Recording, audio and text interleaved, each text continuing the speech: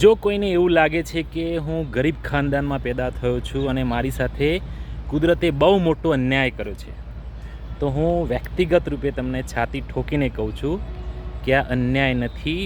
કુદરતે તમારી સાથે બહુ જ સુંદર ન્યાય કર્યો છે. તમારી પાસે એ મોકો છે તમારા પરિવારને સુંદર રીતે અપગ્રેડ કરવાનો, ડેવલપ કરવાનો. આવો મોકો દરેકને મળતો નથી. કુદરતે ચોઈસ કરી છે કે તમે મહેનત કરીને તમારા ખાનદાન પરિવારને બદલી નાખો, એમની દશા પરિવર્તિત કરો. આ મોકો દરેકને મળતો નથી હોતો. ફોર એક્ઝામ્પલ, હવે તમે વિચારો કે અનંત અંબાણી પાસે એવું શું સ્પાર્ક અથવા શું એને મોટિવેશન હશે કે એના પપ્પાની કંઈક પરિસ્થિતિ બદલી નાખે. એના પપ્પા પાસે બધું જ છે. તમે જો ગરીબ પરિવારમાં પેદા થયા છો, તમારી પાસે એક જીદ હોવી જોઈએ કે હું મારા પરિવારને બદલી નાખીશ. એટલે આ એક શાપ નથી.